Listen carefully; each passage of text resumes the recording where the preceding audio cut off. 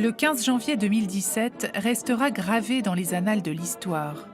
Pour la première fois, le sommet économique mondial de Davos en Suisse est inauguré par un président chinois, Xi Jinping. L'événement est exceptionnel. Le leader du plus grand pays communiste du monde réussit un tour de force en donnant une leçon de libre-échange aux élites économiques mondiales. 我们要坚定不移发展全球自由贸易和投资，在开放中推动贸易。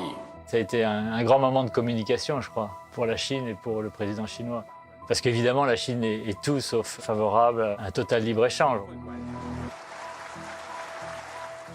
La Chine accélère en quelque sorte et met en avant désormais la supériorité du modèle chinois. Xi Jinping est un leader très intelligent. Il saisit toutes les opportunités. Dès qu'il y a le moindre espace libre, il l'occupe. Quand Xi Jinping va à l'ONU, ça se voit. Quand il voyage en Afrique, tout le monde le regarde. Il y a cette forme d'attractivité des grands leaders. Galvanisé par cette nouvelle aura, Xi Jinping dévoile ses véritables objectifs. 倡导构建人类命运共同体，促进全球治理体系变革。 N'oubliez jamais que Zhongguo en chinois, ça ne veut pas dire l'empire du milieu, ça veut dire le centre du monde. En mars 2018, à la surprise générale, Xi Jinping annonce qu'il ne rendra pas le pouvoir comme prévu, mais qu'il modifie la constitution pour devenir président à vie. C'est la première fois qu'un dirigeant chinois concentre autant de pouvoir depuis Mao. C'est l'alliance entre un système dictatorial et la Silicon Valley. Cela constitue une menace pour la civilisation mondiale. C'est la première fois qu'un dirigeant chinois use avec autant de force de la culture du secret. La diplomatie du Covid de M. Xi Jinping, c'est d'abord on dissimule. Ensuite on nie, le temps de trouver une parade, une réponse, une stratégie, une attitude, et ensuite on l'impose. Confinement ou pas, le bulldozer chinois continue d'éradiquer et d'écraser les Ouïghours. Ce sera la tâche de l'histoire chinoise, ce sera la marque de Xi Jinping. Pendant la crise du coronavirus, Xi Jinping verrouille la Chine et opère une fuite en avant, en intensifiant la répression sur les démocrates de Hong Kong, sur les Ouïghours du Xinjiang et en accentuant les menaces militaires sur Taïwan. Et si les Européens veulent mettre la tête dans le sable, entre guillemets, en pensant qu'un conflit avec Taïwan serait un conflit local, ils se trompent. Un conflit avec Taïwan serait global, puisque les Américains interviendraient. Jamais la Chine n'a été aussi puissante, ambitieuse et autoritaire. Jamais la Chine n'a autant bouleversé l'équilibre mondial. Qui est Xi Jinping? D'où vient-il? Et quel monde est-il en train de construire sous nos yeux?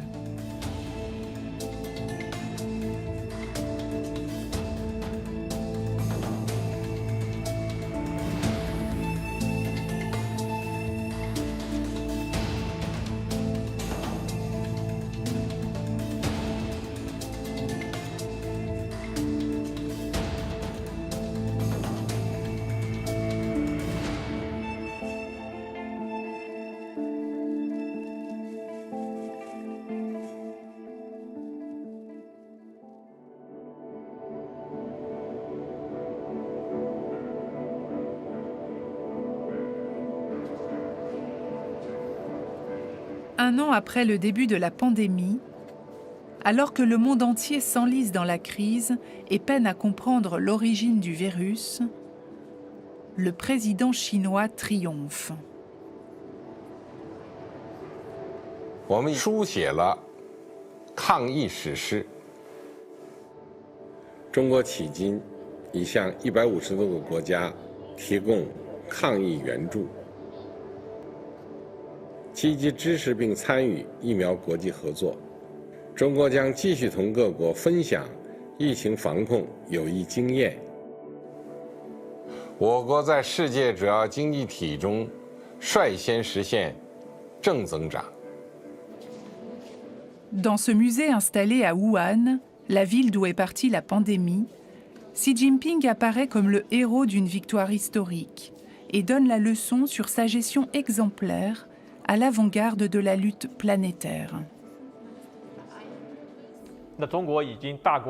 Xi Jinping veut montrer que la Chine s'est élevée au rang de grande puissance, que le modèle et le système chinois sont désormais capables de rivaliser avec l'Occident, voire de le remplacer.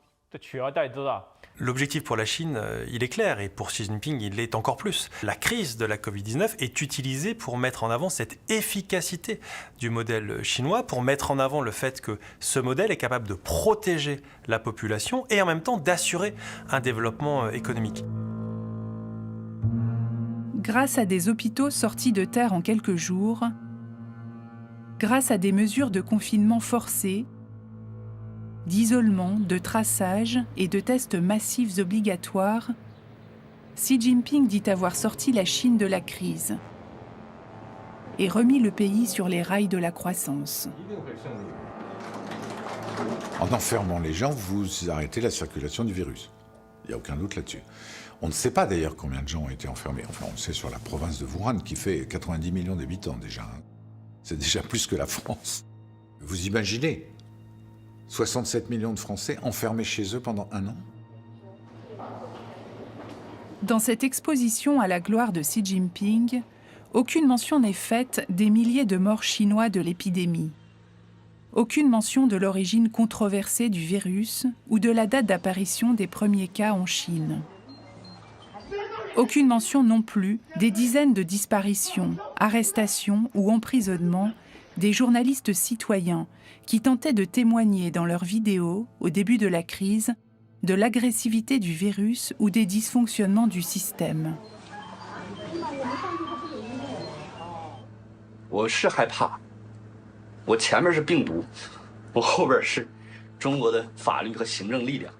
Ce qui est clair, c'est que les enjeux politiques ils sont considérables pour le régime politique chinois aujourd'hui. Et si le régime a des informations qui sont potentiellement compromettantes, qui remettraient en cause le récit national, alors ces informations doivent disparaître.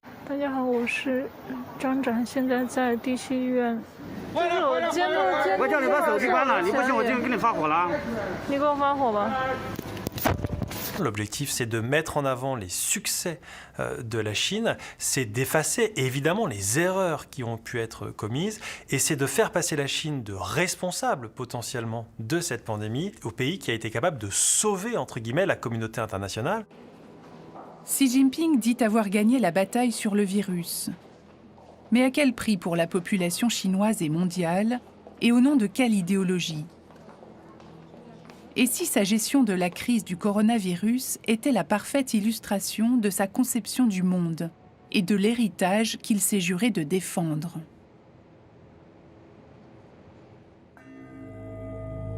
Pour comprendre cet héritage, il faut pénétrer dans les arcanes du Parti communiste chinois. Xi Jinping y est entré comme on entre dans les ordres. Après son élection à la tête du parti, il vient ici, sur le site historique de la première réunion du parti en 1921, pour prêter solennellement serment, comme dans une église, sous les yeux des illustres fondateurs du communisme chinois.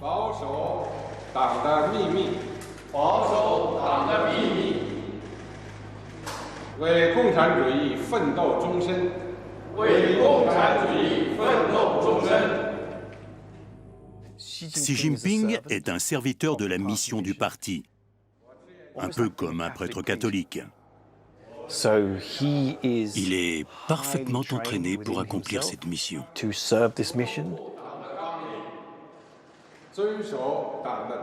Il fait partie d'un système idéologique qui pense que son heure est venue.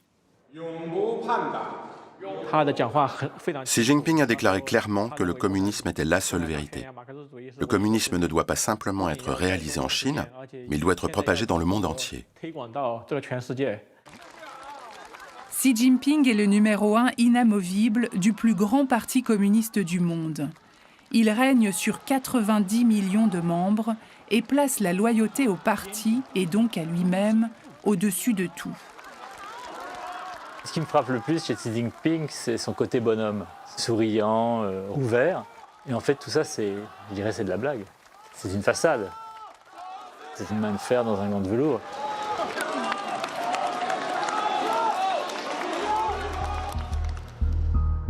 Quelques mois après son investiture, fin 2012, un premier masque tombe. Ses opposants diffusent dans la presse un document confidentiel dans lequel Xi Jinping aurait synthétisé sa pensée. Peu après son arrivée au pouvoir, Xi Jinping a promulgué, mais en catimini, de manière extrêmement secrète, un document qu'on appelle le document numéro 9. C'est au printemps 2013 qu'on en a pris connaissance. Il s'agissait de battre en brèche les idées libérales. On y découvre un Xi Jinping préoccupé par les forces étrangères hostiles, énumérant les 7 idées occidentales les plus dangereuses pour la Chine, comme la démocratie, les valeurs universelles des droits de l'homme ou la liberté de la presse. Le document numéro 9 est le premier à exposer les valeurs que porte en lui Xi Jinping. Cette publication a contribué à détruire toute illusion à son égard.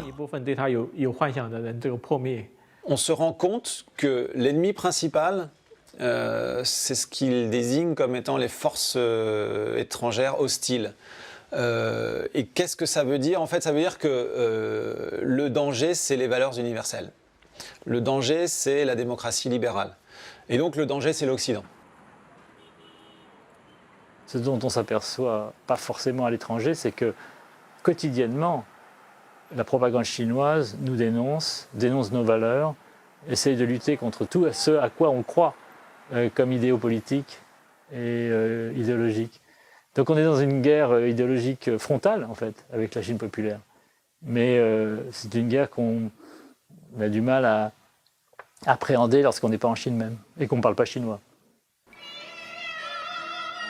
Les clés de cette guerre idéologique et les ressorts qui structurent la personnalité du président chinois se trouvent pour la plupart dans son histoire personnelle. Une histoire qui se confond avec la grande histoire.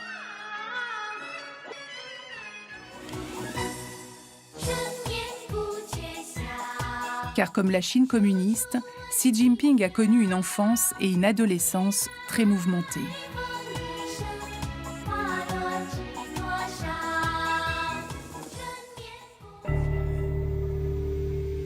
Xi Jinping est ce qu'on appelle un prince rouge.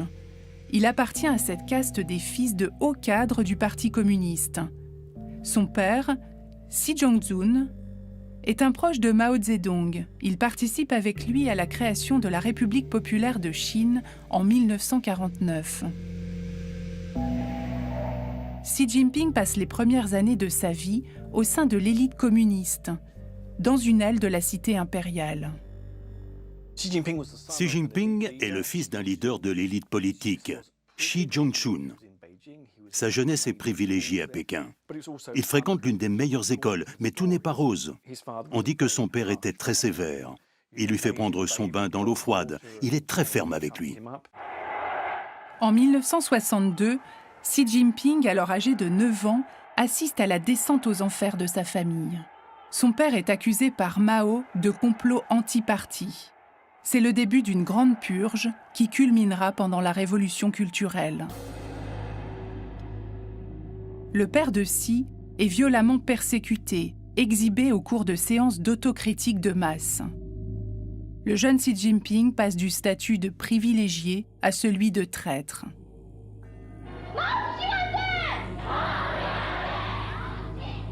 Il doit dénoncer son propre père dans des sessions de critique et subit lui aussi les violences des gardes rouges. Un calvaire que la biographie officielle passe sous silence, mais qui va marquer au fer rouge la personnalité du futur dirigeant. Dans un entretien accordé en 2000 à un magazine chinois, il se raconte comme un rescapé.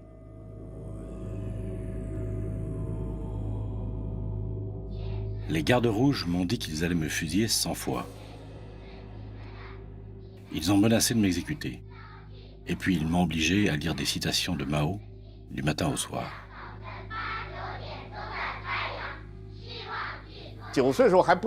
À 9 ans, il ne comprend pas ce qui lui arrive. Comme son père est condamné comme anti-révolutionnaire, il doit se montrer bien plus rouge et plus révolutionnaire que les autres pour survivre. Pour prouver qu'il est un bon enfant de Mao, il redouble d'efforts pour s'imprégner des discours de Mao. Il s'acharne à mémoriser tous ses discours, au point que l'héritage de Mao est resté profondément enraciné en lui. Dès qu'il parle, le discours de Mao sort tout seul.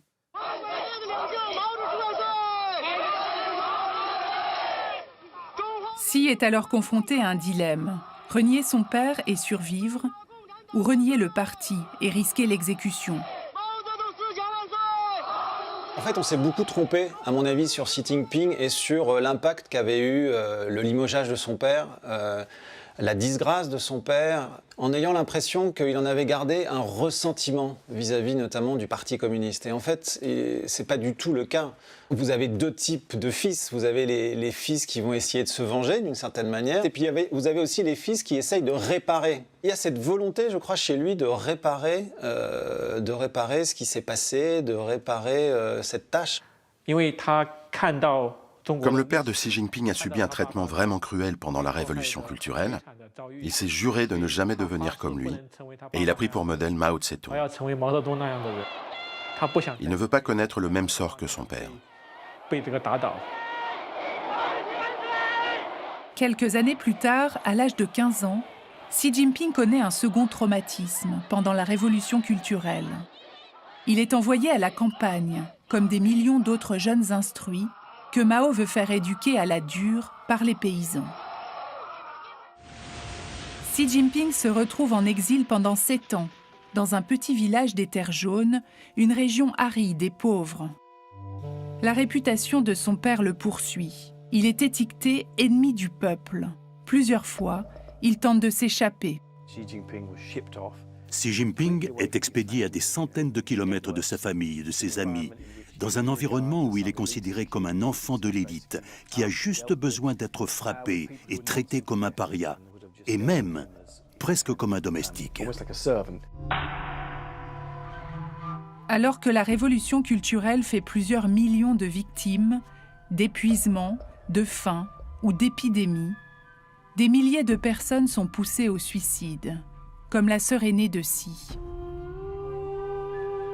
Xi Jinping, lui, survit à tous ces calvaires.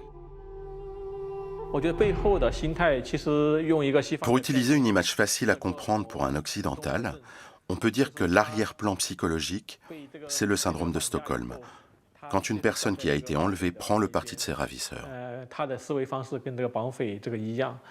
Comme elle ne veut plus être la victime, elle adopte la manière de penser de ses ravisseurs. Xi Jinping s'est dit qu'il devait prendre le pouvoir pour ne jamais devenir une victime. C'est la raison pour laquelle il a adopté les méthodes de Mao Tse-tung. Maintenant, on peut presque dire que c'est un petit Mao Tse-tung. Xi Jinping revient d'exil, déterminé à prendre sa revanche avec l'histoire et redorer le blason de sa famille. Il a 22 ans et une ambition, faire carrière dans la politique. À ce moment-là, grâce à un ami qui accepte de falsifier son dossier et de rayer la mention de traître de son père, Xi Jinping reçoit enfin le sésame, la carte du Parti communiste, refusée 9 fois de suite auparavant. Lorsque je suis arrivé sur les Terres jaunes, à 15 ans, j'étais angoissé et perdu. Lorsque je les ai quittés à 22 ans, le but de ma vie était clair et j'étais regonflé de confiance. C'est grâce à toutes les épreuves qu'il a surmontées que Xi Jinping a pu devenir le 3e grand héros du Parti communiste chinois, après Mao Tse-tung et Deng Xiaoping. Comme le dit une expression chinoise, c'est après avoir trempé le fer 100 fois dans le feu qu'il se transforme enfin en acier. Je conseille à tous les pays du monde, aux Européens, aux Américains, de suivre l'exemple de la Chine. Cela ne sert à rien d'organiser un vote démocratique pour choisir un président. En 1979, grâce aux relations de son père, réhabilité par le successeur de Mao, Deng Xiaoping, Xi devient secrétaire particulier d'un grand général, ministre de la Défense. À 29 ans, il adopte une stratégie très appréciée par le parti, repartir au plus bas de l'échelle et gravir les échelons de l'appareil un à un depuis la province. C'est le début d'une carrière politique qui va le mener au sommet. Généralement, les clans au sein du parti ne favorisent pas des personnalités fortes, car elles sont plus difficiles à contrôler pour les vieux dirigeants. C'est pourquoi ils préfèrent des personnalités plus ordinaires. Si Xi Jinping a été choisi, c'est parce que son ascension a été normale, sans rien de particulièrement remarquable.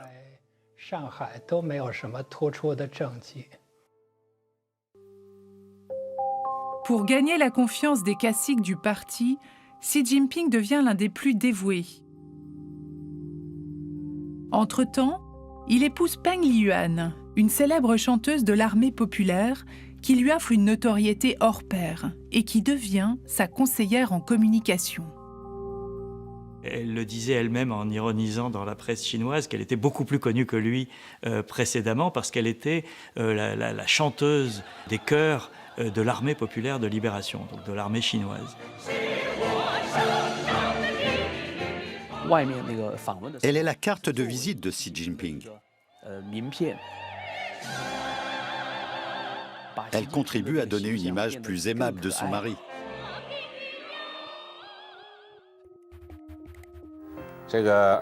Xi cultive une image progressiste et libérale qui séduit la population.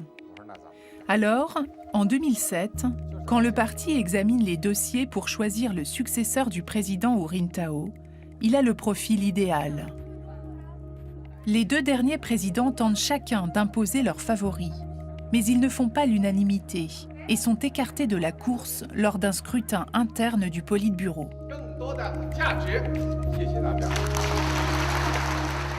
Le seul adversaire sérieux de Xi Jinping est un autre prince rouge, Bo Xilai, beaucoup plus flamboyant. Bo Xilai a fait peur car il était trop puissant.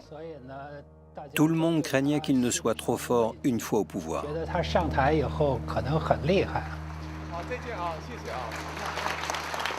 Xi Jinping a coché toutes les cases. Il avait à la fois ce parcours sans faute à travers les méandres de l'appareil du parti et cette naissance favorable qui lui a donné un poids énorme. Et ensuite, il y a la manœuvre, il y a des luttes de clans et des luttes d'influence, et Xi Jinping a été le plus fort. Le 15 novembre 2012, Xi a éliminé tous ses rivaux. C'est lui qui devient numéro 1 du Parti communiste chinois avant d'être intronisé président de la République populaire de Chine. Sa revanche personnelle accomplie, il va maintenant porter la revanche de tout un peuple et réaliser la grande mission du Parti communiste. Xi Jinping essaye d'opérer une synthèse entre l'histoire impériale et l'histoire communiste. La grande question, c'est pourquoi fait-il cela? En fait, il essaye de construire une nouvelle légitimité au régime communiste qui n'a plus de légitimité révolutionnaire. On n'est plus à l'époque de Mao où l'objectif c'était de faire la révolution en permanence pour arriver au communisme. Il n'a plus la légitimité de Deng Xiaoping qui promettait aux Chinois de devenir riches. Et aujourd'hui, il faut trouver une nouvelle légitimité et cette nouvelle légitimité, il la trouve dans le nationalisme et donc le fait de mettre en valeur tout ce qui fait la grandeur du pays. Xi Jinping élabore un programme fédérateur pour la population, le rêve chinois.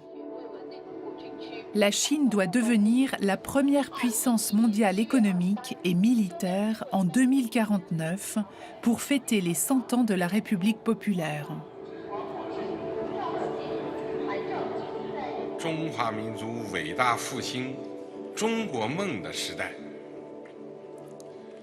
是我们日益走进世界舞台中央，不断为人类做出更大贡献的时代。 Auparavant, la Chine jouait ce qu'on pourrait appeler la stratégie du mine de rien, c'est-à-dire qu'elle essayait d'avancer sans que ça se voie trop, passant sous les radars. Xi Jinping a considéré que la période de la discrétion était un peu terminée et qu'il fallait maintenant assumer une période de leadership. Pour légitimer son rêve nationaliste, Xi convoque des passages précis de l'histoire, comme la série de défaites subies par la Chine au XIXe siècle et toutes les humiliations infligées par les Occidentaux quand les guerres de l'opium précipitent la chute de l'Empire chinois. La Chine impériale est alors humiliée par la Grande-Bretagne et d'autres pays européens, qui la contraignent à ouvrir son marché au commerce de l'opium. Des milliers de Chinois deviennent alors dépendants à cette drogue. C'est le début des guerres de l'opium, qui se soldent par des traités inégaux pour la Chine, la perte de territoires stratégiques comme Hong Kong ou de ports comme Shanghai, et la mise à sac du palais d'été de l'empereur par les troupes françaises et britanniques. La Chine a vraiment souffert de la défaite et de l'humiliation, provoquées par les nombreuses guerres d'agression, l'occupation, la conquête de notre pays et l'établissement de concessions. Et je dirais que le sentiment chinois sur l'indignité de toutes ces agressions étrangères est très profondément ancré. Le rêve chinois prend ses racines dans l'agression occidentale.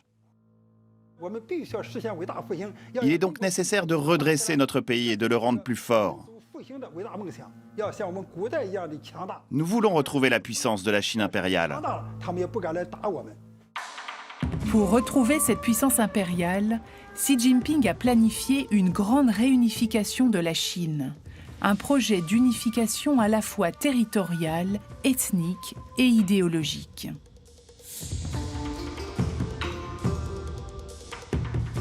Dans ce rêve chinois de Xi Jinping, cette Chine de Xi Jinping, il n'y aura qu'une seule identité. Il n'y aura pas de différence. Et toute différence ne sera pas tolérée. La première étape de cette unification passe par l'assimilation forcée des populations principalement ouïghours et musulmanes de l'immense région du Xinjiang. Cela passe également par la mise au pas de Hong Kong, où Xi Jinping veut en finir avec les démocrates. Xi rêve enfin de s'emparer de l'île de Taïwan, de fait indépendante depuis 1949.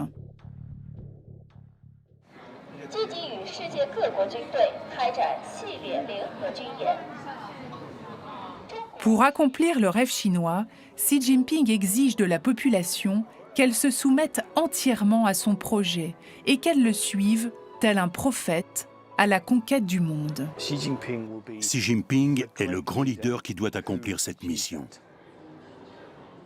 On peut voir dans les yeux de Xi Jinping un homme qui croit qu'il a un destin hors norme. Et c'est en quelque sorte encore plus intimidant. Pour lui, le scénario de cette histoire est écrit. La Chine ne peut pas échouer.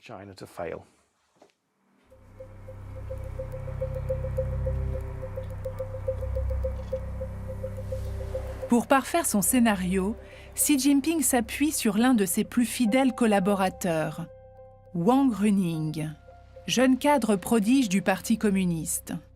Déjà conseiller de l'ombre des deux derniers présidents, il connaît mieux que quiconque les rouages de l'appareil. C'est lui qui va aider Xi Jinping à élaborer une nouvelle idéologie et un plan de développement mondial pour la Chine. Wang Huning a beaucoup étudié la question de savoir si la Chine devait prendre une voie démocratique ou une voie totalitaire. Et c'est sur cette réflexion qu'il a eu le plus d'influence sur Xi Jinping. Selon lui, le développement économique et politique doit d'abord passer par le totalitarisme et la stabilité. Les progrès sociaux et les progrès politiques doivent venir plus tard. C'est là son idée fondamentale. Le brillant théoricien va convaincre Xi Jinping du virage autoritaire que doit prendre la Chine. La Chine est devenue un État totalitaire parce qu'elle a mis au point une idéologie. C'est un élément décisif. Sous Xi Jinping, le pragmatisme a disparu et c'est une idéologie qui l'a remplacé avec des concepts comme le rêve chinois, le grand rêve nationaliste de la Chine. La Chine est devenue un État conduit par l'idéologie et nous qui étudions les États savons que lorsque les États deviennent idéologiques, ils deviennent dangereux. Pour renforcer son pouvoir, Xi Jinping lance une grande campagne contre la corruption, la chasse aux tigres et aux moucherons, du même nom qu'une campagne de purge de Mao. Toutes les couches de la population sont visées.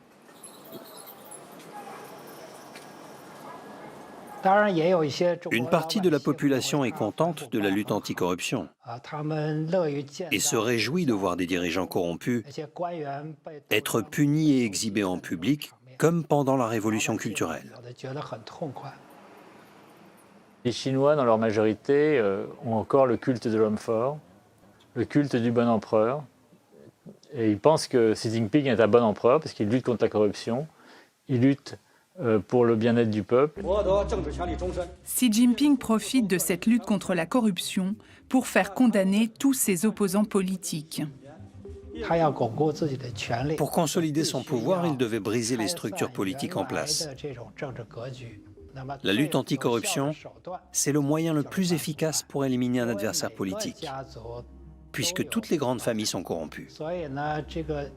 C'est très facile de faire condamner quelqu'un pour corruption en Chine.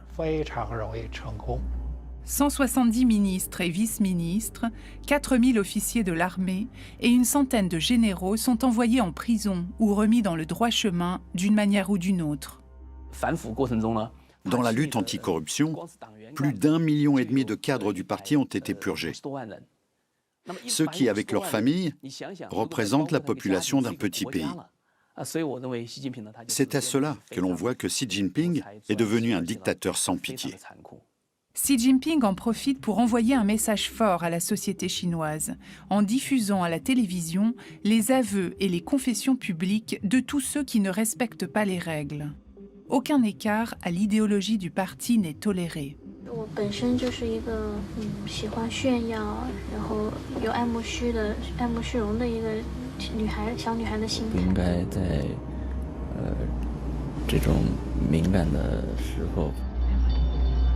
Grâce à cette grande purge, le pays est vite remis au garde à vous, prêt à suivre Xi Jinping dans sa mission historique. Dans ce film de propagande, Xi dévoile la première étape de son projet, construire de nouvelles routes de la soie. Un projet pharaonique qui doit couvrir toute la planète de routes de commerce chinoises pour le bonheur de l'humanité. C'est la première fois qu'un président chinois lance de grands travaux à l'extérieur de son territoire.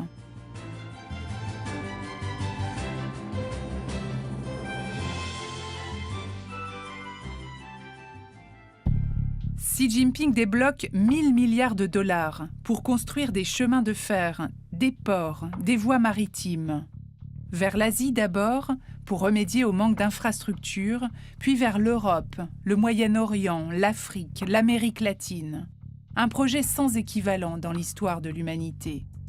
Avec un objectif central, accélérer les échanges commerciaux et vendre en un temps record toutes les marchandises chinoises pour maintenir la croissance à flot.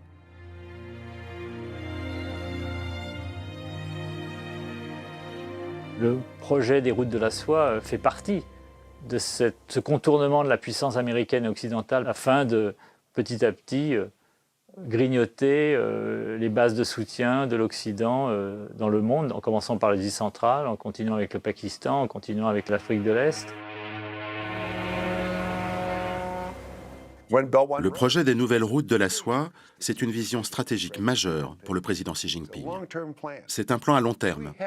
Nous n'avons pas de vision à long terme aux États-Unis ou dans d'autres pays occidentaux, ni pour nous-mêmes et encore moins vis-à-vis de la Chine. Xi Jinping propose aux pays les plus pauvres de leur prêter l'argent nécessaire à la construction de nouvelles infrastructures commerciales. Une soixantaine de pays se laissent tenter. c'est l'histoire du Sri Lanka, un des premiers pays à accepter le prêt clé en main de Xi Jinping pour créer un gigantesque port au sud de l'île.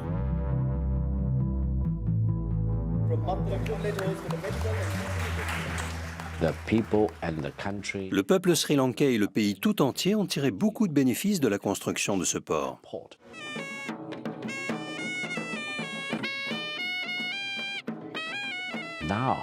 Aujourd'hui, le Sri Lanka est devenu un port de transit très actif et très rentable.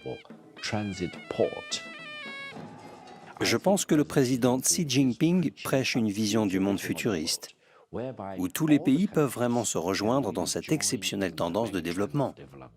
Aucun pays ne doit être laissé pour compte. Mais derrière la promesse gagnant-gagnant de Xi Jinping, le Sri Lanka n'arrive pas à rembourser son prêt à taux trop élevé. Alors la Chine lui propose un nouveau contrat, en échange du rééchelonnement de la dette. Plutôt que de recevoir de l'argent en échange, Pékin a dit on va prendre le contrôle des activités portuaires pour 99 ans. Ça, c'est un exemple en fait, où on a un pays qui cède une portion de sa souveraineté sur une infrastructure critique. Le rêve chinois de Xi vire au cauchemar pour la population sri-lankaise, qui non seulement perd son port, mais aussi les emplois d'une zone industrielle de 60 km² autour du port.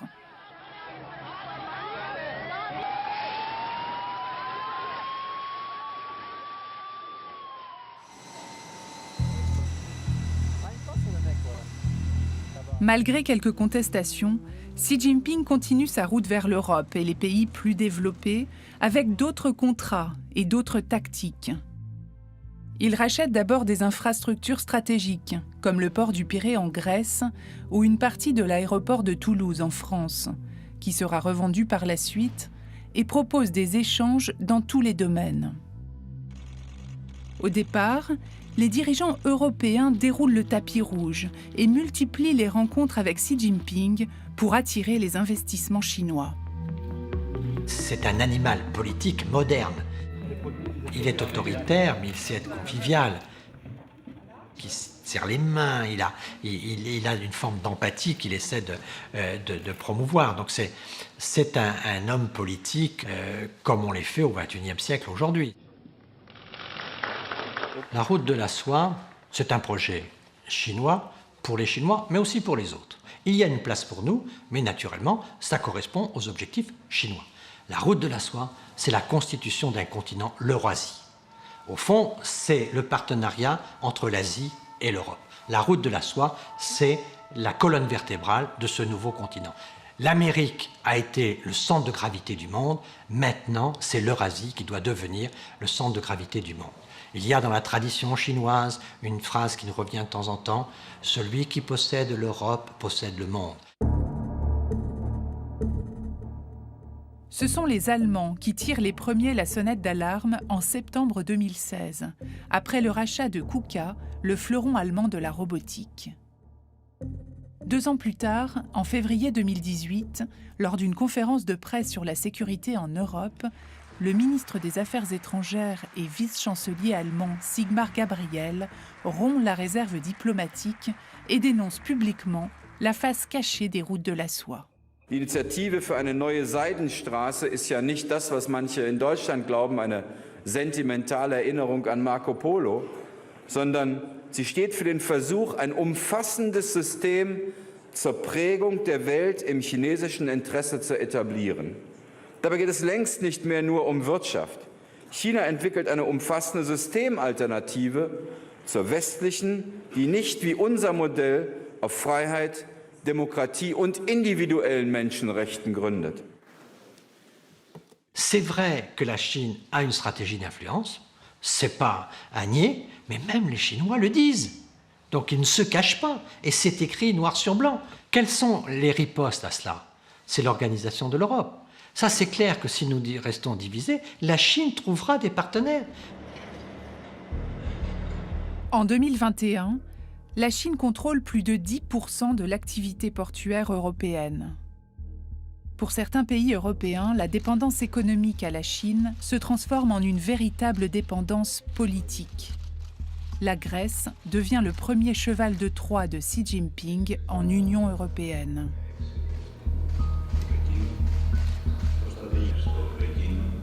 La Grèce a été l'une des grosses destinations d'investissement chinois. Le port du Pirée est aujourd'hui chinois. Et en début 2018, pour la première fois, l'Europe n'a pas pu déposer au Conseil des droits de l'homme de l'ONU à Genève son rapport annuel sur l'état des droits de l'homme en Chine, parce que la Grèce a mis son veto. Le plus fidèle allié européen de Xi Jinping, le dirigeant nationaliste de Hongrie, Viktor Orban, assume lui clairement son rapprochement avec la Chine. Il s'oppose régulièrement aux prises de position communes de l'Union européenne qui dénoncent les atteintes aux droits de l'homme du régime chinois.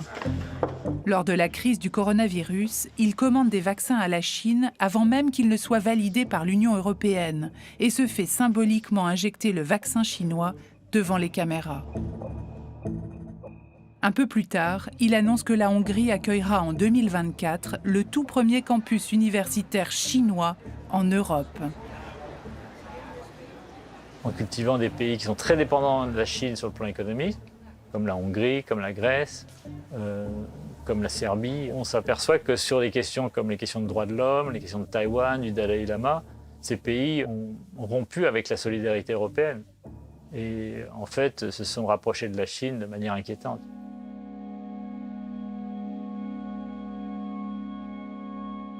Mesdames et messieurs, une surprise de taille attend le président français Emmanuel Macron quand il défend en juin 2017 au Conseil européen une loi pour protéger les entreprises stratégiques européennes des rachats chinois. La juste concurrence est préférable à la loi de la jungle. Il s'est retrouvé en face de lui avec le Premier ministre portugais, un socialiste, qui a combattu ce projet.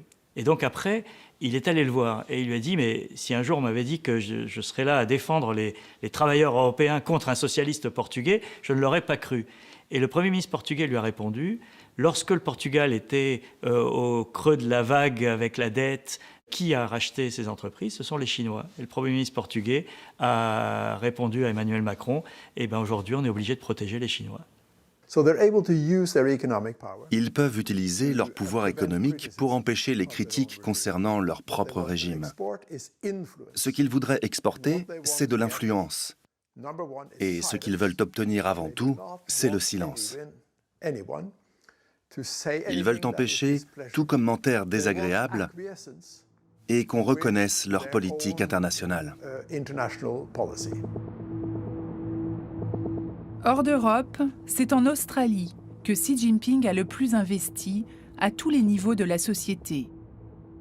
L'Australie et la Nouvelle-Zélande sont devenues une sorte de laboratoire des méthodes d'infiltration chinoise en pays démocratiques grâce à une vieille stratégie d'influence politique mise au point par le Parti communiste chinois.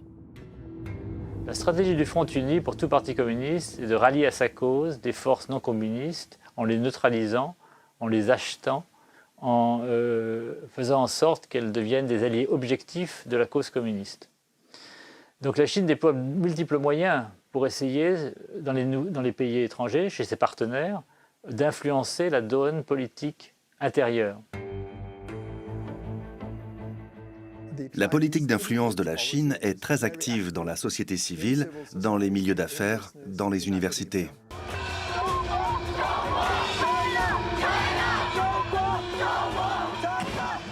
Elle le fait en influençant les communautés de Chinois d'outre-mer. Elle le fait en finançant des campagnes de candidats favorables à la Chine. Fin 2017, une profonde crise politique secoue l'Australie et provoque la démission d'un sénateur corrompu par la Chine. La Chine est parvenue à ramener à sa cause des élus qu'ils avaient soudoyés afin qu'ils adoptent des positions favorables à la Chine sur d'autres questions sensibles où la Chine cherche des alliés. Après le scandale de cette infiltration politique, les relations entre la Chine et l'Australie se dégradent. L'Australie alors a multiplié les prises de position et les prises de décision, que ce soit pour limiter le financement étranger des partis politiques australiens, que ce soit pour empêcher Huawei de participer à la construction de l'infrastructure 5G dans le pays. Les tensions entre les deux pays sont à leur paroxysme en mai 2020, quand l'Australie demande la première enquête internationale indépendante en Chine sur l'origine du coronavirus. Les Chinois ripostent immédiatement en annulant 10% de leurs commandes à l'Australie. Plus prudent en Europe, Xi Jinping cultive un réseau d'hommes politiques favorables à la Chine pour diffuser une image positive du pays en Occident. On a l'exemple d'un ancien Premier ministre britannique, M. Cameron, qui est maintenant à la tête d'un fonds d'investissement sur les routes de la soie.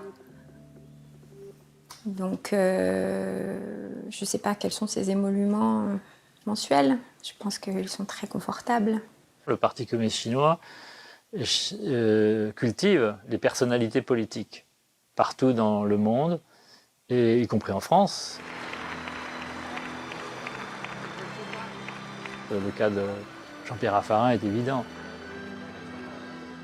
C'est une espèce de porte-parole de la Chine dans l'Hexagone, dans la promotion de relations amicales entre la Chine et la France. Je défends les intérêts de la France, mais je ne les défends pas comme certains idéologues qui sont aveuglés par leur idéologie et ne voient pas la place que prend la Chine tous les jours. Il y a 10 ans, on disait c'est les États-Unis les alliés. Dans 20 ans, mon pronostic, c'est que beaucoup de gens diront c'est la Chine l'allié.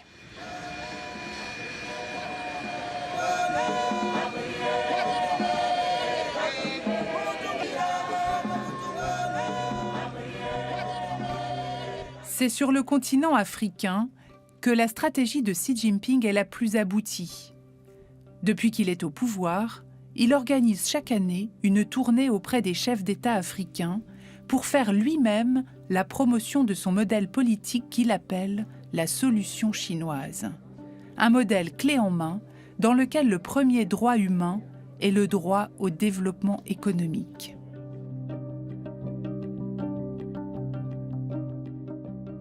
中非友好历久弥坚，永葆活力。其根本原因就在于双方始终坚持平等相待、真诚友好、合作共赢、共同发展。 Dans un premier temps, les Chinois sont arrivés en Afrique à la recherche de matières premières.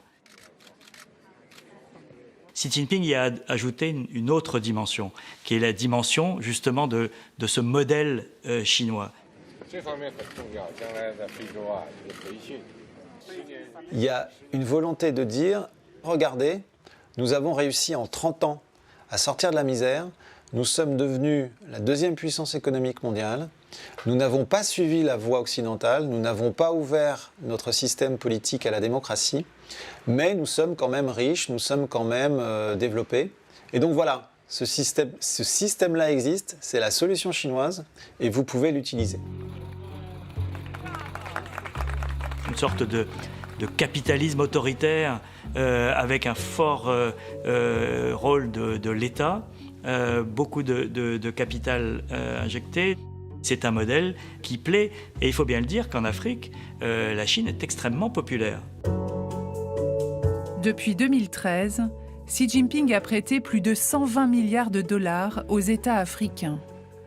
Il investit à tous les niveaux de la société, du pont le plus long d'Afrique jusqu'aux hôpitaux et aux écoles.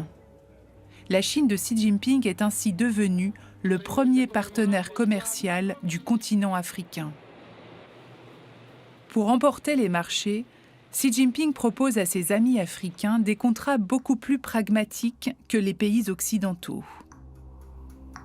Ce sont des régimes autoritaires, donc les grandes banques internationales ne prêtent pas d'argent aux dictateurs. Et la Chine, elle, est d'accord pour le faire. le profil du dirigeant idéal pour Xi Jinping, c'est quelqu'un qui est suffisamment autoritaire pour permettre une stabilité par la force, mais suffisamment pragmatique pour être capable de développer son économie, de laisser respirer un peu sa société, etc. Pour se rapprocher des États africains, Xi Jinping oppose son propre modèle à celui des Occidentaux qui ont colonisé l'Afrique. Il se pose en défenseur des peuples africains contre l'impérialisme occidental.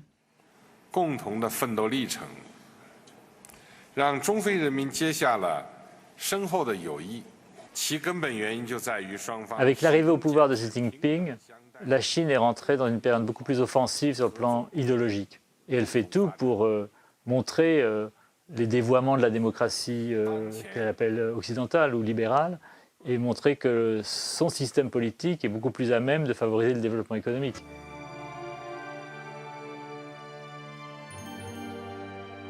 Et donc elle utilise ces relations pour finalement faire partie du débat de politique intérieure dans beaucoup de pays africains. Et c'est ça quand même l'élément nouveau de la présence chinoise.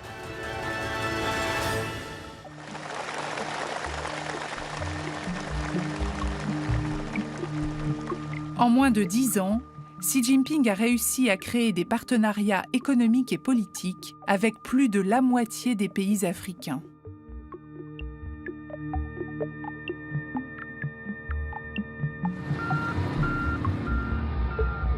Pour assurer la sécurité de son commerce avec l'Afrique et pérenniser ses investissements, Xi Jinping a franchi un cap qu'aucun de ses prédécesseurs n'avait osé franchir.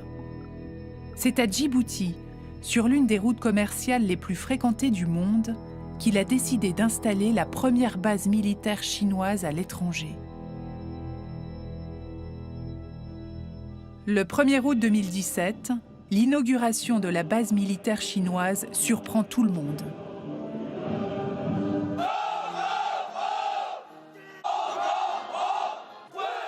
Ce qui est assez frappant, c'est la rapidité avec laquelle les Chinois se sont installés à Djibouti. En moins d'1 an, vous avez eu l'installation d'une base. D'abord, pendant très longtemps, Pékin a nié son intention d'installer une base militaire à l'étranger. Il n'était pas question de reproduire le modèle américain. Alors ça a pris tout le monde par surprise parce que Djibouti c'est petit et plein de présences militaires occidentales, américaines, françaises, italiennes, japonaises. Ça fait beaucoup de monde dans un espace réduit où tout le monde s'observe à la loupe.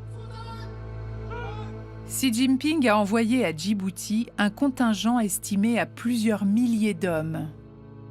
Il affirme avoir un rôle à jouer dans la sécurité sur le continent africain. La base militaire chinoise de Djibouti a beaucoup attiré l'attention. Il n'y aurait probablement pas eu de base si le leader chinois était quelqu'un d'autre que Xi Jinping. Historiquement, la Chine a toujours décrié les bases militaires des États-Unis et a toujours déclaré que la Chine ne ferait jamais la même chose. Et pourtant, ils nous imitent de plus en plus. C'est donc un énorme changement et nous devons probablement nous attendre à voir ce type de comportement se développer avec le temps.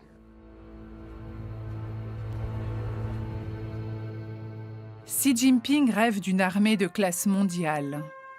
Comme Mao, il pense que le pouvoir est au bout du fusil.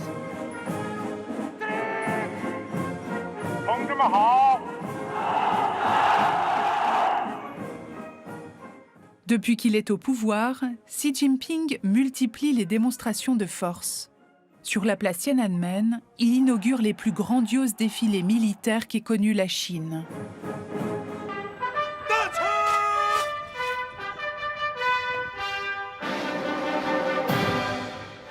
Pour avertir qu'il est en passe de rattraper son retard technologique, il dévoile en 2019 des missiles hypersoniques révolutionnaires, capables d'échapper aux radars américains, et de nouveaux missiles de dissuasion nucléaire intercontinentaux.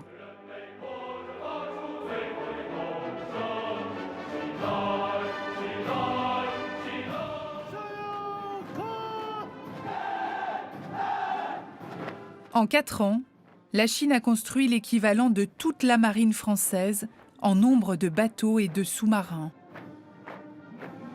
Le président Xi a proposé de construire une armée de premier rang. L'armée de premier rang signifie l'armée la plus puissante au monde, plus puissante encore que celle des États-Unis. Dans 2 ou 3 décennies, en 2049, nous dépasserons les États-Unis en termes de puissance militaire, ça ne fait pas le moindre doute.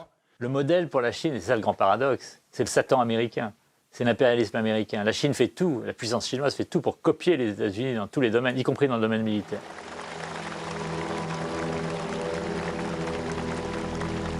Le 3 janvier 2018, 7000 soldats sont rassemblés pour les vœux du président Xi. Partout en Chine, 4000 sites militaires chinois sont connectés devant son discours.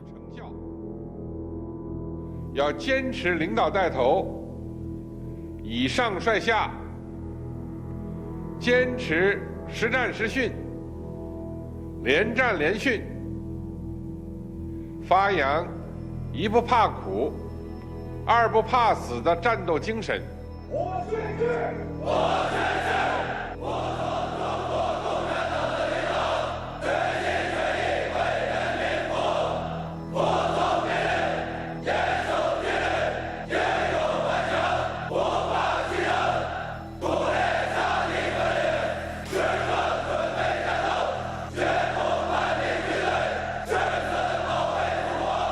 Ce que nous sommes susceptibles de voir, c'est une armée chinoise de plus en plus compétente, de plus en plus redoutable, de plus en plus conquérante et tournée vers l'extérieur. Et ce sera un grand défi pour le monde.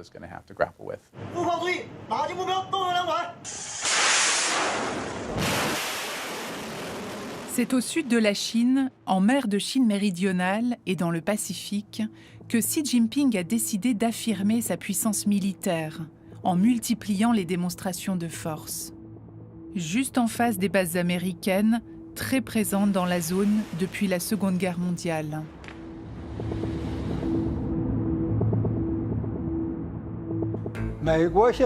Après la Seconde Guerre mondiale, les États-Unis ont occupé l'océan Pacifique et encerclé la Chine. Ils n'auraient pas dû faire une chose pareille. C'est malhonnête. D'ici 20 ans, nous aurons forcé les États-Unis à retirer tous leurs navires de guerre de cette région du Pacifique. Depuis 2012, Xi tente de s'approprier les eaux territoriales et les îles appartenant à ses voisins, comme le Japon, les Philippines, la Malaisie ou le Vietnam. Il revendique une souveraineté historique sur la quasi-totalité de la mer de Chine du Sud.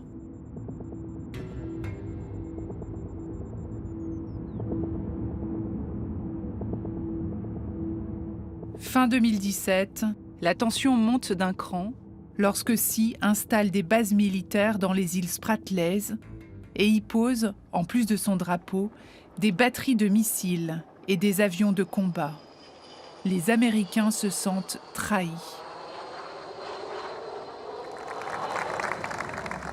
Il y a une chose qui me gêne à propos de Xi Jinping. Quand il était à Washington, on lui a demandé s'il comptait militariser les îles de la mer de Chine du Sud. Il a dit non, je ne veux pas faire ça.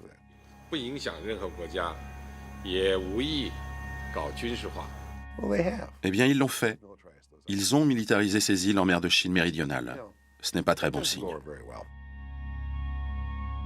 Au fil des mois, on voit en fait émerger de véritables constructions sur ces nouveaux îlots artificiels.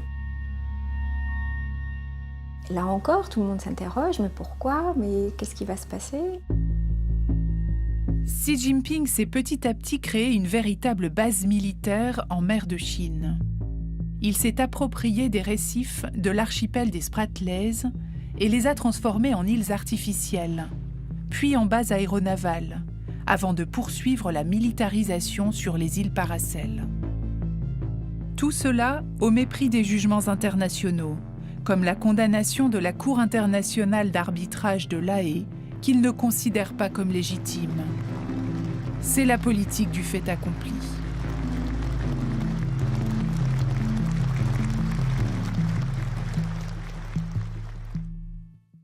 Début 2021, tous les pions sont placés pour un coup de force sur l'île de Taïwan.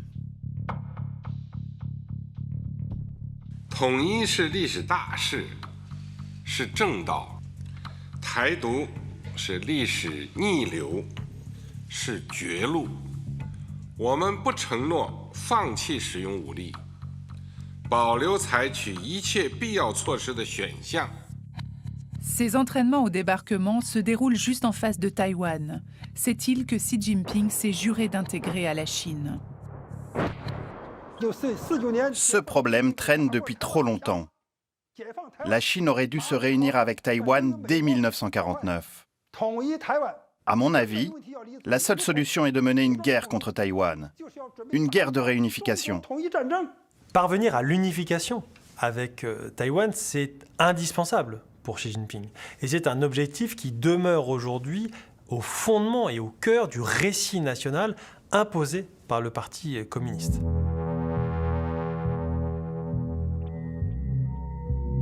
Taïwan, c'est le contre-modèle insupportable pour le Parti communiste.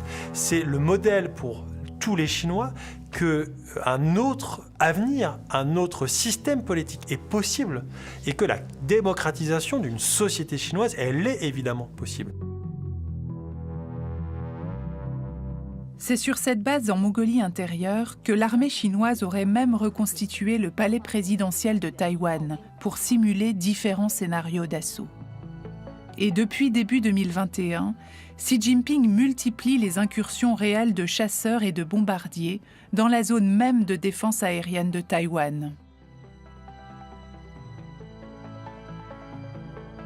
Taiwan is clearly one of their ambitions, not only on the development, the numbers of ships, aircraft, rockets, etc., that they've put in the field, but the way they're advancing those capabilities as well. And I think the threat is manifest during this decade, in fact, in the next 6 years. Depuis 1979, une loi américaine oblige les États-Unis à s'assurer que Taïwan soit à tout moment en mesure de repousser une éventuelle invasion chinoise. C'est donc ici, dans cette zone, que se cristallise l'affrontement entre les deux grandes puissances du XXIe siècle.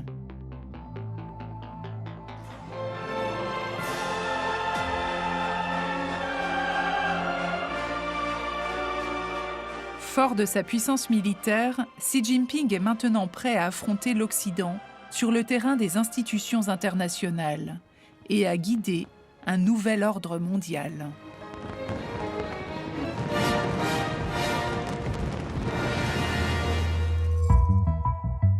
Il compte sur la nouvelle influence de son propre sommet international, l'OCS, le sommet de Shanghai sur la sécurité. En juin 2018, le sommet de Xi Jinping se réunit au même moment que le G7, le sommet des plus grandes puissances démocratiques du monde. Donc on a les instruments de l'influence chinoise. On a la route de la soie qui est la stratégie économique et d'influence politique considérable qui va jusqu'aux côtes de l'Afrique. On a cette alliance politico-militaire qui est l'Organisation de coopération de Shanghai, et ça fait sens, ça fait un système autour de la Chine qui est sans précédent, en tout cas dans l'ère moderne, et qui est un véritable pendant à l'organisation du monde telle que les États-Unis l'avaient organisée depuis la Deuxième Guerre mondiale. Xi Jinping préside le sommet avec à ses côtés son fidèle ami Vladimir Poutine, exclu du G7. À sa table, les 4 républiques autoritaires d'Asie centrale et surtout 2 nouveaux venus, l'Inde et le Pakistan, 2 puissances nucléaires rivales que Xi a réussi à réunir.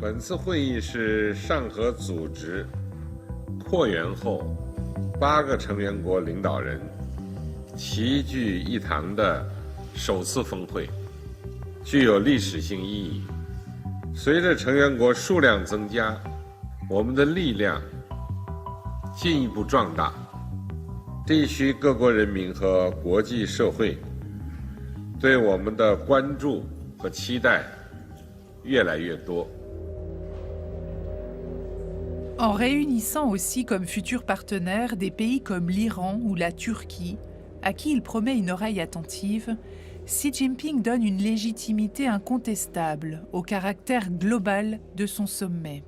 La stratégie de Xi Jinping pour imposer un nouvel ordre mondial, c'est de marcher sur deux jambes, comme aurait dit le président Mao. C'est-à-dire, d'un côté, devenir plus influent dans les organisations multilatérales existantes, et d'un autre côté, créer de nouvelles organisations multilatérales qui sont non occidentales, qui sont inspirées par la Chine et qui répondent beaucoup plus sur le plan idéologique aux intérêts et aux valeurs de la Chine populaire. Quel meilleur moyen pour neutraliser une grande institution que d'en créer d'autres à côté qui exercent certaines pressions? En Europe, on a un exemple absolument caricatural qui est la formation d'un sommet annuel 16+1, la Chine d'un côté, 11 pays d'Europe centrale et orientale membres de l'Union européenne, 5 qui ne le sont pas et qui sont d'ailleurs plus ouverts, plus vulnérables du coup aux influences chinoises. Ça a beaucoup inquiété l'Union européenne parce que c'était un risque de fragmentation. Il y a plus de 180 organisations dirigées par les Chinois sur la planète au titre des routes de la soie, qui viennent, au lieu de renforcer le système des Nations Unies, concurrencent le système des Nations Unies. Il y a des gens qui trouvent ça formidable. In der neuen und gegenüber dem Kalten Krieg heute weitaus komplexeren Welt geht es die Systemkonkurrenz zwischen entwickelten Demokratien und Autokratien. Was werden Historiker in 600 Jahren über unsere Zeit sagen? Werden sie den Beginn eines neuen asiatischen Zeitalters konstatieren und die Selbstaufgabe des damals sogenannten Westens am Beispiel Europas? 来宾和家人的健康，干杯！ Xi Jinping rêve d'imposer son nouvel ordre mondial aux dépens de l'Europe et des États-Unis. Et pour cela, il propose de construire une grande unité mondiale avec au centre la Chine. La grande unité mondiale signifie que tous les peuples du monde vivent au sein d'une grande famille et partagent le même bonheur, la même sécurité et la même joie. Contrairement au monde d'aujourd'hui, où les États-Unis sont le seul pays à régner en maître sur les autres, comme un tigre qui s'apprête à dévorer des moutons. Le parti promet toujours un futur radieux, des perspectives merveilleuses.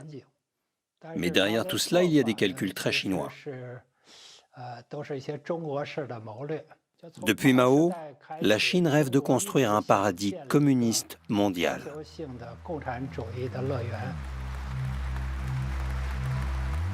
Le monde de Xi Jinping repose sur une promesse centrale, celle de l'enrichissement pour tous. Mais en échange, pour atteindre ces objectifs, la société tout entière doit marcher dans la même direction, sans contre-pouvoir. Le monde de Xi Jinping est un monde sous contrôle, à commencer par les médias, à qui il rend régulièrement visite pour leur rappeler qu'ils sont avant tout la voix de la Chine.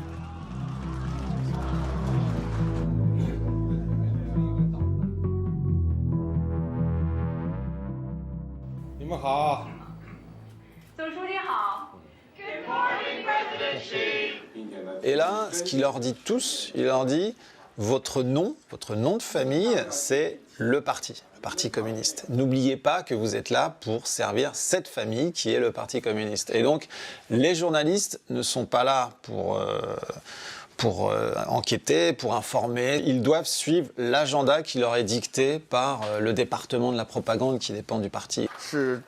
L'ère de Xi Jinping est la plus mauvaise pour la presse chinoise depuis les 40 dernières années. Au point où, dans la presse, vous trouvez très peu d'informations réelles, sans parler d'opinion critique. Xi Jinping a annihilé tous les espoirs d'une démocratisation du pays. Les libertés d'opinion politique, de manifestation, de préférence sexuelle ou encore de religion sont sous surveillance. Tout manquement à l'idéologie du Parti communiste est une infraction à la loi chinoise. Le moindre faux pas est sanctionné. Les prisonniers politiques se comptent par centaines de milliers. Aujourd'hui, Internet et les réseaux sociaux sont très contrôlés. Par exemple, si on écrit sur le réseau social chinois WeChat des critiques à l'égard de Xi Jinping, la police vient tout de suite vous arrêter.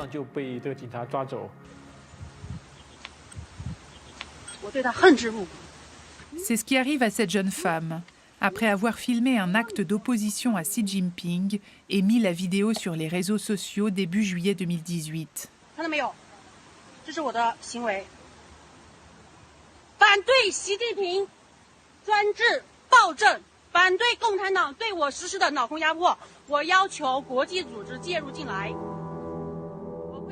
La vidéo fait le tour des réseaux sociaux avant d'être effacée.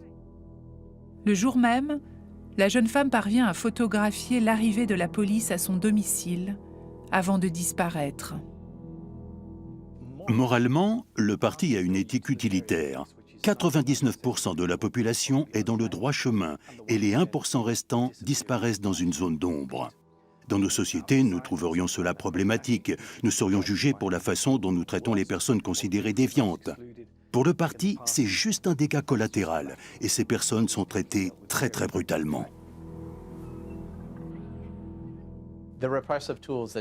Tous les outils répressifs que Xi Jinping a mis en place depuis qu'il est au pouvoir, que ce soit la censure des médias chinois, d'Internet, des avocats et des militants des droits de l'homme, c'est quelque chose que Xi voit très clairement comme un mal nécessaire.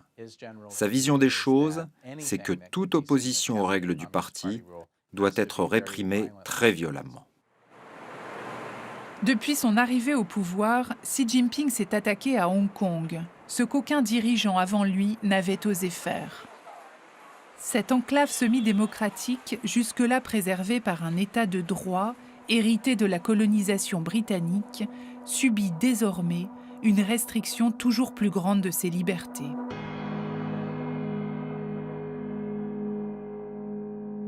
Lam Wing-ki se masque le visage tous les jours pour semer la police politique. Il est l'un des 5 libraires et éditeurs hongkongais kidnappés en 2017 et séquestrés en Chine continentale par les services secrets chinois à cause de leurs publications non autorisées sur Xi Jinping.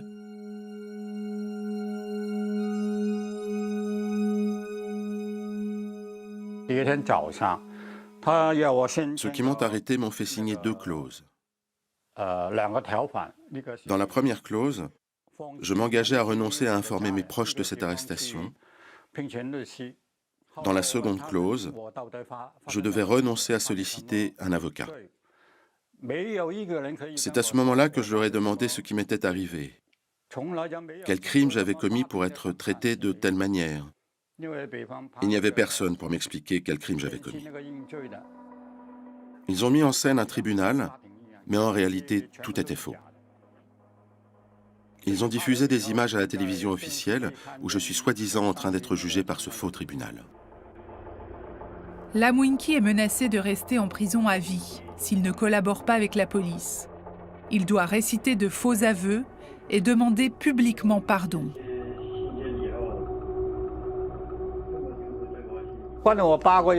Ils ont passé 8 mois à me faire un lavage de cerveau. Ils voulaient que je répète mot pour mot les phrases qu'ils me dictaient. Le libraire est finalement relâché grâce à un pacte avec la police. Il doit fournir la liste de ses clients et retourner dans sa librairie comme agent infiltré du parti. Mais une fois libéré, il rompt le pacte et prend le risque de dénoncer publiquement son calvaire.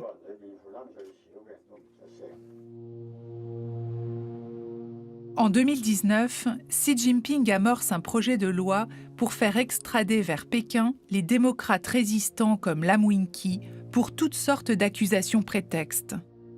Cette tentative de reprise en main déclenche un mouvement de manifestation démocratique d'une ampleur sans précédent.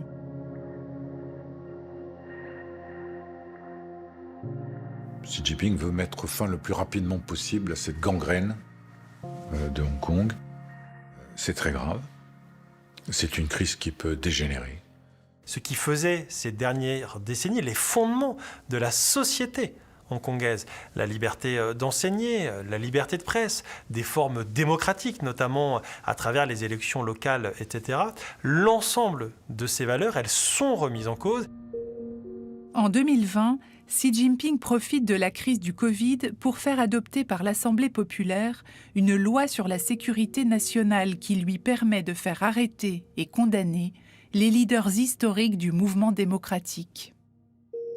La loi chinoise commence à s'appliquer à Hong Kong et donc Pékin est en train d'annexer purement et simplement Hong Kong.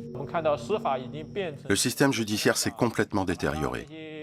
Nous voyons maintenant que le système judiciaire est devenu un outil du Parti communiste pour réprimer les démocrates. Hong Kong est comme un enfant sans défense qui va mourir étouffé par un gros serpent.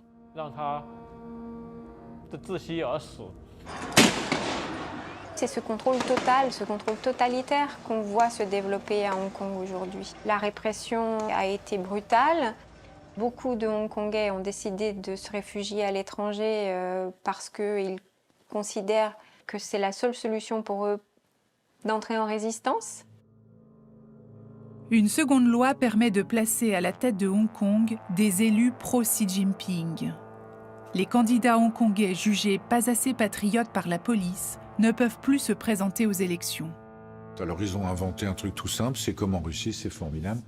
C'est une commission indépendante, donc dans les mains du Parti communiste chinois, qui va décider qui a le droit d'être candidat. Ça c'est plus simple, on n'a même plus besoin de truquer les élections, on empêche les gens d'être candidats. Le problème de Hong Kong ne concerne pas seulement le petit territoire de Hong Kong. Je pense que Hong Kong est à l'avant-garde de la lutte entre l'Occident et la Chine, entre la démocratie et la dictature. Parce que si Hong Kong perd, c'est tout l'Occident, tout le monde démocratique et libre qui perd. Xi Jinping croit à une nation chinoise unifiée dans le patriotisme et la loyauté au parti. Dans cette société, toutes les minorités religieuses doivent être assimilées à la culture dominante, de gré ou de force. Au Xinjiang, à l'ouest de la Chine, ce sont plus de 10 millions de Chinois, Ouïghours et Kazakhs, musulmans et turcophones, qui posent problème à Xi Jinping. Dans cette région conquise par Mao en 1950, les Ouïghours rêvent toujours d'indépendance. En 2014, après une vague d'affrontements et d'attentats visant l'État chinois, Xi Jinping décide de régler la question ouïghour une fois pour toutes.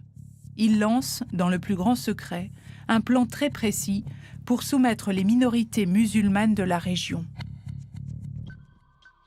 En 2014, Xi Jinping a fait une visite en région ouïghour.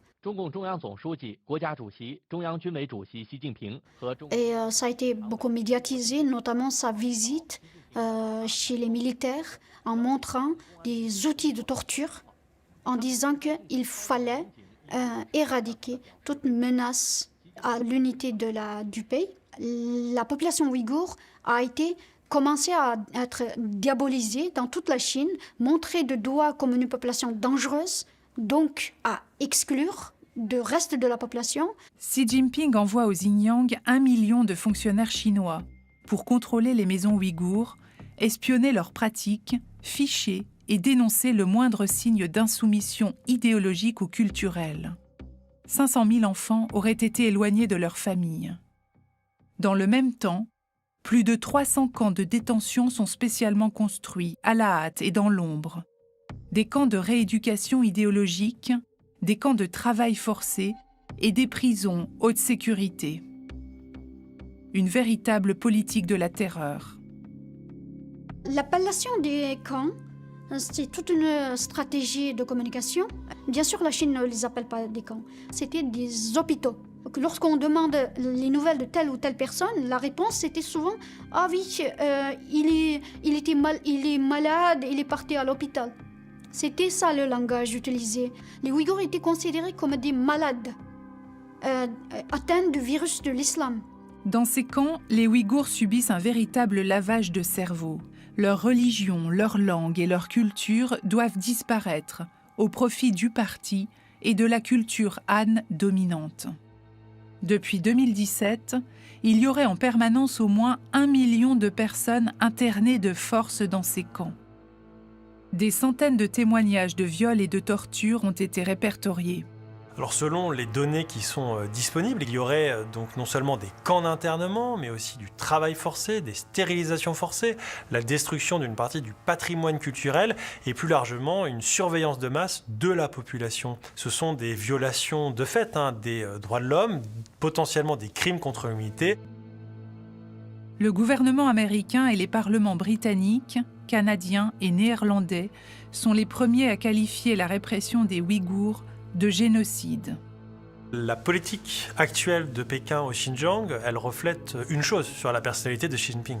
C'est qu'il est prêt à accepter les risques considérables que la mise en œuvre d'une telle politique fait jouer sur l'image de la Chine à l'étranger, mais aussi sur les relations de la Chine avec certains pays, notamment les pays occidentaux.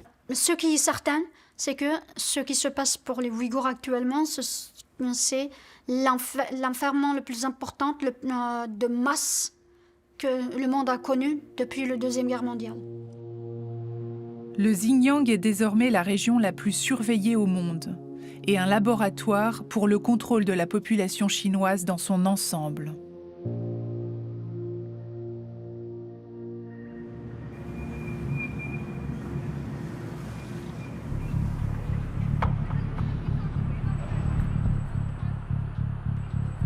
Pour assurer la stabilité du régime, Xi Jinping veut être le premier au monde à créer un système généralisé de contrôle de la population capable de régir tous les aspects de la vie des citoyens. Pour cela, il teste actuellement dans plusieurs villes chinoises un système de surveillance et de notation appelé crédit social.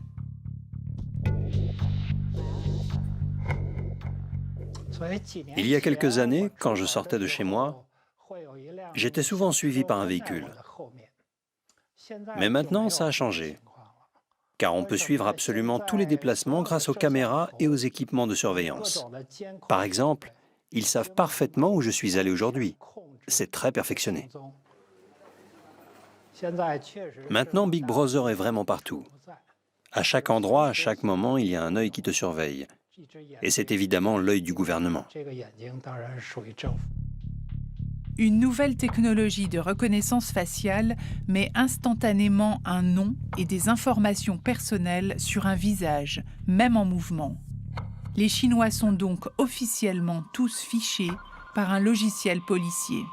Il n'y a pas de restrictions en Chine, il n'y a pas de loi sur les données personnelles, elles ne sont pas respectées. Le parti a la liberté totale d'ouvrir cet espace et de faire ce qu'il ne pouvait pas faire auparavant, c'est-à-dire entrer dans la vie intime du peuple chinois.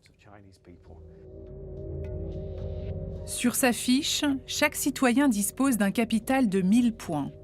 À chaque action, dans sa vie privée ou professionnelle, sur son compte bancaire ou sur les réseaux sociaux, le système lui attribue une sanction ou une récompense et note des gains ou des pertes de points.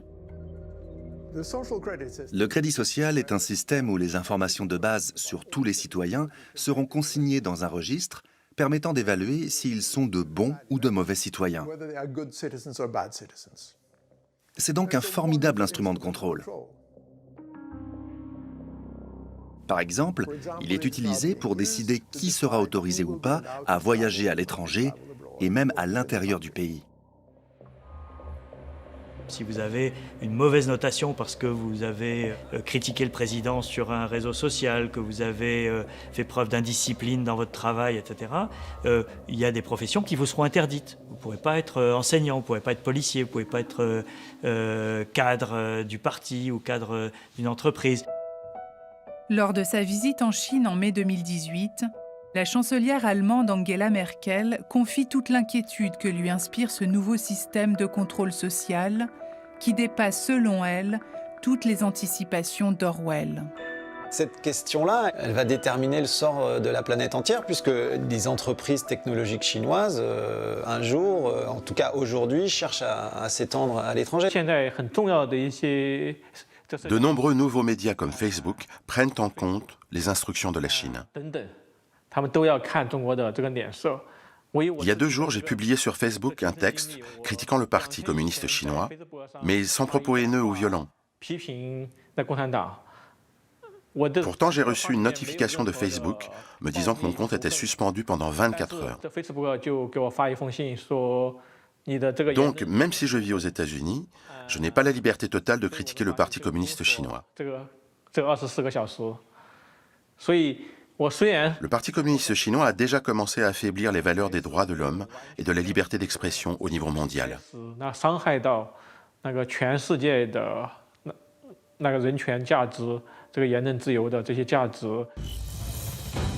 Une loi adoptée en 2017 oblige les entreprises chinoises de télécommunications installées à l'étranger à collaborer avec les services secrets chinois et à préserver la confidentialité de ces échanges. Les États-Unis, la Suède ou la Grande-Bretagne refusent les technologies chinoises de 5G de crainte d'être espionnés.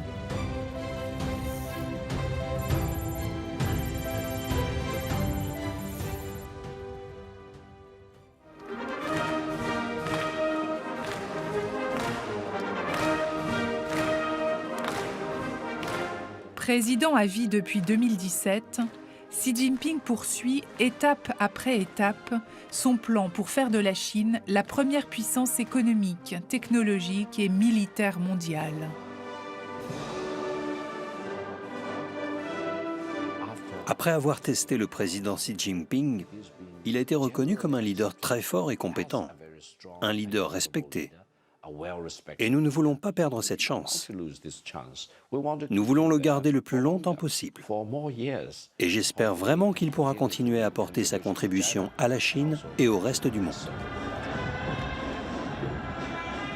Alors que la population chinoise, dans une large majorité, semble adhérer au rêve chinois de toute puissance, promis par Xi Jinping, la communauté internationale semble avoir pris conscience du vrai visage du président chinois et de la nature de son régime.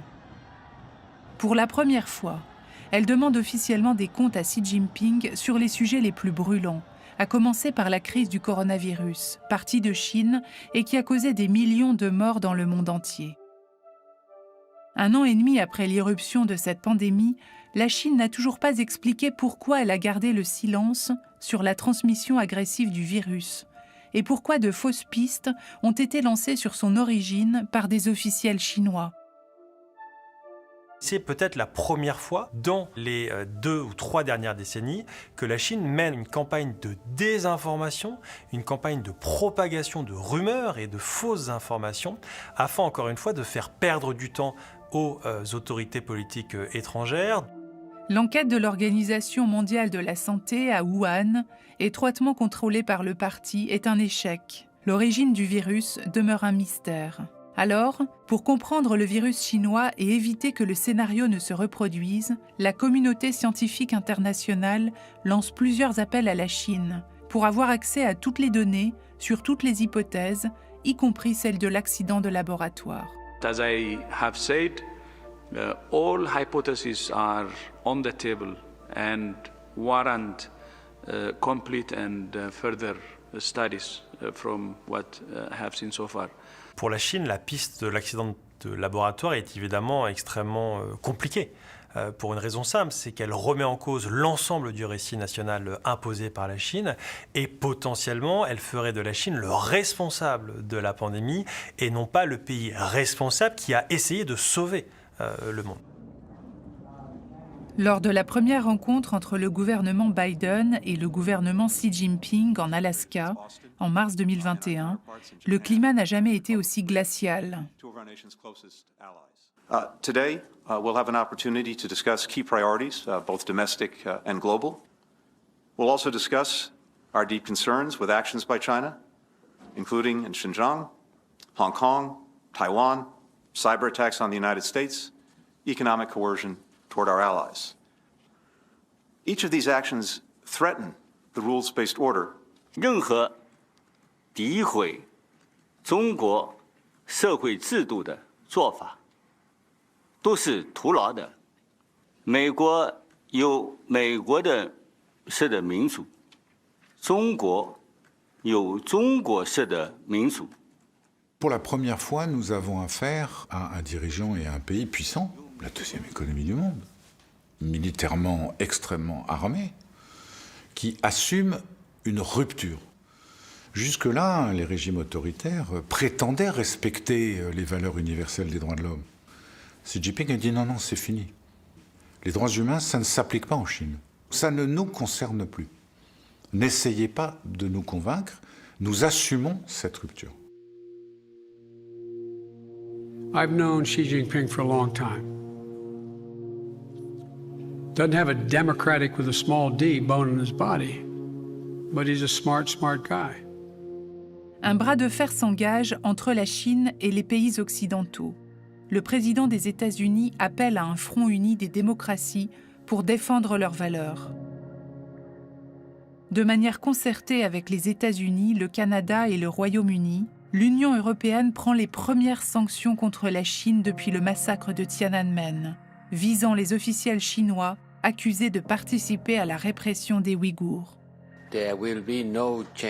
Il n'y aura pas de changement dans la détermination européenne à vouloir défendre les droits de l'homme et à vouloir répondre aux violations sérieuses et aux abus partout où ils sont commis. Pour contrer les menaces militaires de Xi Jinping sur Taïwan, les Américains intensifient les exercices militaires de l'Alliance Indo-Pacifique avec le Japon, l'Australie, l'Inde et la France. L'idée selon laquelle, pour certains, un conflit dans le détroit de Taïwan se limiterait à la Chine et à Taïwan est une erreur. Il y aurait de fait un conflit soit global ou en tout cas un conflit aux conséquences globales. De son côté, Xi Jinping multiplie les exercices militaires conjoints avec la Russie et ses nouveaux alliés.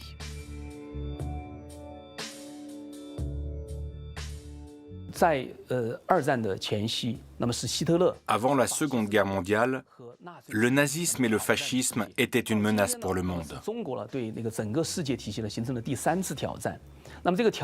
Aujourd'hui, c'est la Chine qui lance un nouveau défi au monde démocratique, avec un mélange de fascisme, de tradition impériale chinoise et de totalitarisme technologique. Si l'on prend en compte le fait que la Chine est la deuxième économie, la première population, le quatrième territoire et le plus grand parti autoritaire du monde, on comprend que le défi qu'elle représente est plus dangereux que les précédents défis. Si Xi Jinping parvient à réaliser le plan qu'il s'est fixé, c'est un régime autoritaire qui commandera la marche du monde.